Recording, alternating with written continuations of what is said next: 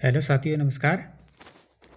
आज है 19 जनवरी और हम 19 जनवरी से बनने वाला करंट अफेयर की क्वेश्चनों पर डिस्कस करने वाले हैं। अगर आप चैनल पर नए हैं तो चैनल को सब्सक्राइब करें, वीडियो को लाइक करें, शेयर करें और कमेंट करें।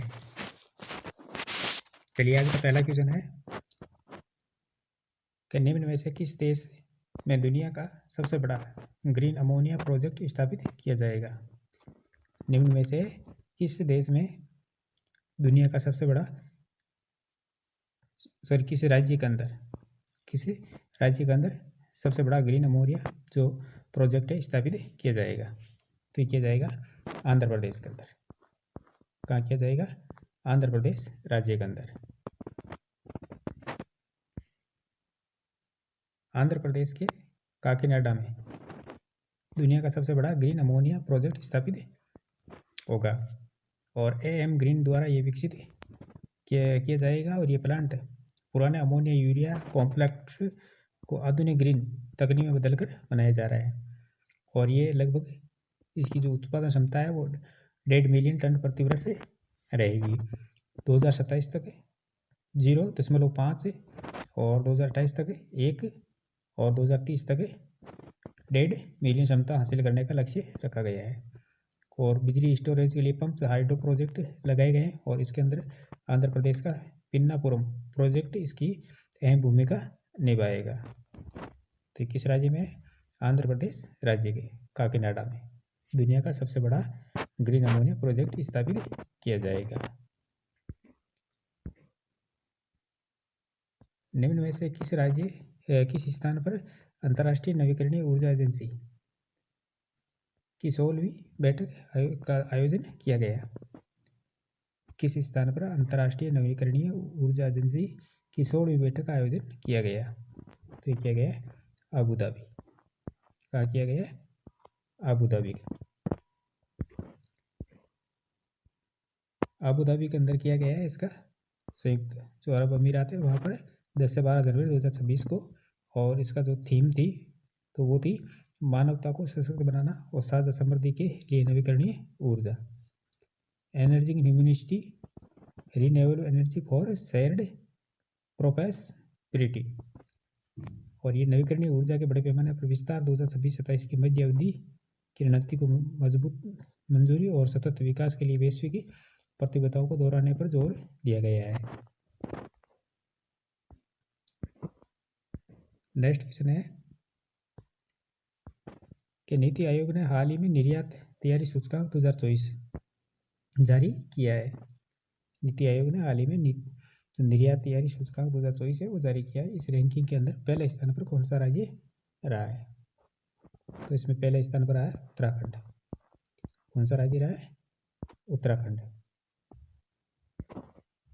नीति आयोग ने हाल ही में निर्यात तैयारी सूचकांक 2024 जारी किया है जिसके अंदर उत्तराखंड रैंकिंग पहले नंबर पर रहा है और जबकि जम्मू कश्मीर दूसरे स्थान पर रहा है। जम्मू कश्मीर EPO 2024 में लीडर कैटेगरी में है। और ये जो लिस्ट है ये छोटे राज्यों जो पूर्वोत्तर राज्य है या केंद्र शासित प्रदेशों इनकी है। और इस रिपोर्ट के मुताबिक जम्मू कश्मीर है वो 51.08 अंक हासिल किए हैं। और जम्मू कश्मीर मुख्य तौर पर एक्सपोर्ट में दवा और ऊनी, रेडीमेड गारमेंट और हैंडलूम इसके अंदर शामिल है। और EPO 2022 के अंदर जम्मू कश्मीर की 17वीं रैंक थी जो अब दूसरे नंबर पर पहुंच गई है। तो पहले नंबर पर है उत्तराखंड और दूसरे नंबर पर है जम्मू कश्मीर। नेक्स्ट क्वेश्चन है कि हाल ही में भारत तिब्बत सीमा पुलिस का महानिदेशक किसे नियुक्त किया गया है? हाल ही में भारत तिब्बत सीमा पुलिस का महानिदेशक किसे नियुक्त किया गया है? तो किया गया है शत्रुजीत कपूर को। किसको किया गया है? शत्रुजीत कपूर को। जो शत्रुजीत कपूर है वो हरियाणा कैडर के 1990 बैच के IPS अधिकारी है। और कैबिनेट की जो नियुक्ति समिति है उसके प्रस्ताव के मंजूरी के बाद उन्हें ये नियुक्ति दी गई है।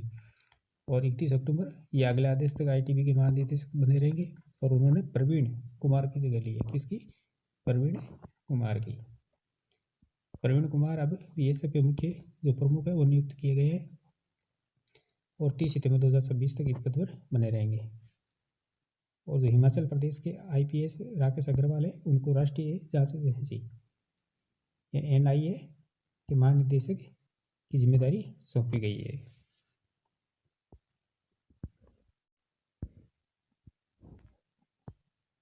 नेक्स्ट क्वेश्चन है कि एतिहाद एयरलाइंस किस देश की राष्ट्रीय एयरलाइंस है जिसे वर्ष 2026 में दुनिया के सबसे सुरक्षित एयरलाइंस घोषित किया गया है। एतिहाद एयरलाइंस किस देश की राष्ट्रीय जो एयरलाइन है जिसे वर्ष 2026 में दुनिया की सबसे सुरक्षित एयरलाइन घोषित किया गया है। तो किया गया है संयुक्त अरब अमीरात की। कहाँ की है? संयुक्त अरब अमीरात की। अबू धाबी स्थित एतिहाद एयरवेज एयरलाइंस रेटिंग.com द्वारा 2026 के लिए दुनिया की सबसे सुरक्षित पूर्ण सेवा एयरलाइंस घोषित किया गया है। एतिहाद में 320 से अधिक वैश्विक जो प्रतिशत हो उनको पीछे छोड़ के ये सबसे सुरक्षित एयरलाइंस बनी है। और इसका जो ट्रैक है वो रिकॉर्ड जो पूरी तरह से साफ और सुरक्षित रहा है। और पहली बार खाड़ी देश यानी पहली बार है जब खाड़ी देश की एयरलाइंस ने वार्षिक सूचकांक रैंकिंग में शीर्ष स्थान हासिल किया है। नेक्स्ट क्वेश्चन है कि निम्न में से किस भारतीय को संयुक्त राष्ट्र के निस्तीकरण मामलों के सलाहकार बोर्ड का अध्यक्ष नियुक्त किया गया है। निम्न में से किस भारतीय को संयुक्त राष्ट्र के निस्तीकरण मामलों पर सलाहकार बोर्ड का अध्यक्ष नियुक्त किया गया है?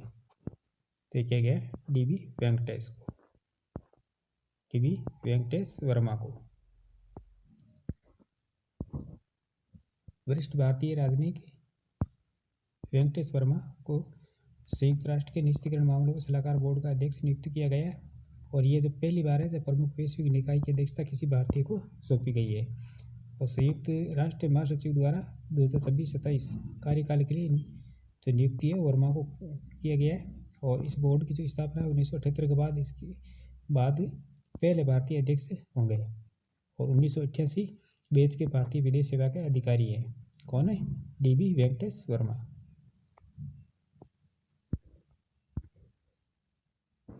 नेक्स्ट क्वेश्चन है कि निम्न में से किसे दिसंबर 2025 के लिए ICC men's player of the month award दिया गया है? दिसंबर 2025 के लिए ICC men's of the month का अवार्ड दिया गया है। तो दिया गया है मिशेल स्टार्क को, मिशेल स्टार्क को। मिशेल स्टार्क को दिसंबर 2025 के लिए ICC men's of the month चुना गया है। और जो ICC player of the month है ये अवार्ड इंटरनेशनल क्रिकेट काउंसिल ने स्थापित किया था। और अंतर्राष्ट्रीय क्रिकेट में प्रत्येक महीने के उत्कृष्ट व्यक्तिगत प्रदर्शन को मान्यता देने के लिए दिया जाता है। और इसका निर्णय मैदान पर उपलब्धि और फैंस तथा विशेषज्ञों की वोटिंग के आधार पर लिया जाता है। नेक्स्ट क्वेश्चन है कि हाल ही में मध्य प्रदेश के किस टाइगर रिजर्व का नाम बदलकर doctor Vishnu Shridhar Wakankar tiger reserve करने की घोषणा की गई है? मध्य प्रदेश के किस टाइगर रिजर्व का नाम बदलकर doctor Vishnu Shridhar Wakankar tiger reserve रखने की घोषणा की गई है?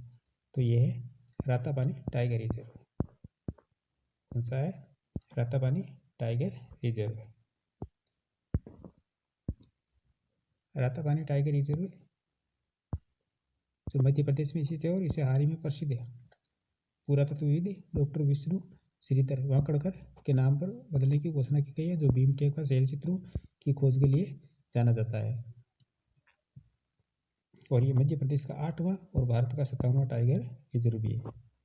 इसको भी ध्यान रखना है। मध्य प्रदेश का 8वां और भारत का 57वां टाइगर रिजर्व है।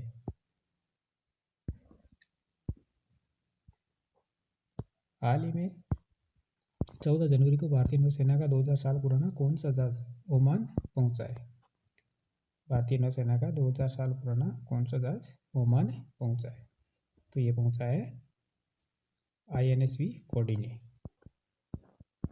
INSV कोर्डिने 14 जनवरी को इंडियन नेवी का 2000 साल पुराना जो जहाज है INSV कोर्डिने 18 दिनों की यात्रा में कितना दिन लगे थे? 18 दिन। और ये यात्रा पूरी कर गुजरात गुजरात से ओमान पहुंचा है। और ये जो कोडी ने 29 दिसंबर 2025 को ओमान की यात्रा पर निकला था। कब निकला था? 29 दिसंबर 2025 को। और 14 जनवरी को ओमान के मस्कट में पहुंचा है। ये जहाज 4वीं-5वीं शताब्दी के भारतीय जहाज़ों के मॉडल पर बना हुआ है और इसके अंदर किसी भी कील यानी बगैर कील के रस्सियों से सिलकर तैयार किया गया जहाज़ है। और ये एक समय भारत के तटों और हिंद महासागर में प्रचलित जहाज निर्माण परंपरा को दर्शाता है। और जहाज INSV कोडी की ये पहली विदेश यात्रा थी।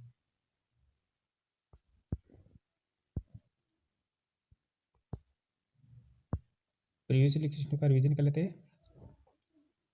तो महिलाओं और नाबालिग लड़कियों की सुरक्षा के लिए अक्का पार्डे जो योजना है इसको कर्नाटक सरकार ने मंजूरी दी थी। और हट्टी जनजाति द्वारा हिमाचल प्रदेश के अंदर बोडा त्यौहार शुरू किया गया है। और महाराष्ट्र राज्य सरकार ने नवी मुंबई इंटरनेशनल एयरपोर्ट का नाम बदलकर DB पाटिल के नाम पर रखने की घोषणा की है। और हाल ही में भारत देश की सेना ने अपने लॉजिस्टिक इकोसिस्टम को मॉडर्न और बेहतर बनाने के लिए DIME प्लेटफॉर्म लॉन्च किया है। और नई दिल्ली स्थित शहर में इंडिया ओपन बैडमिंटन टूर्नामेंट 2026 का उद्घाटन किया गया। भारत को हाल ही में जो जारी की गई हैंडले जो पासपोर्ट इंडेक्स है 2026 उसके अंदर 80वां स्थान मिला है। ओडिशा राज्य भारत की पहली chronic kidney disease registry launch करेगा। और पवन कल्याण आंध्र प्रदेश के उप मुख्यमंत्री है जो दुर्लभ समुराई मार्शल आर्ट सम्मान पाने वाले पहले भारतीय बन गए हैं।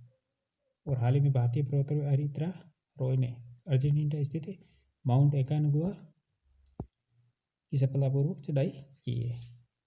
और त्रिपुरा ग्रामीण बैंक के द्वारा भारत की पहली सोलर पावर्ड ATM वैन है वो लॉन्च की गई है। तो दोस्तों ये थी हमारी आज की क्लास। इसी प्रकार का महत्वपूर्ण क्वेश्चनों के साथ कल फिर मिलेंगे इसी समय। तब तक के लिए धन्यवाद।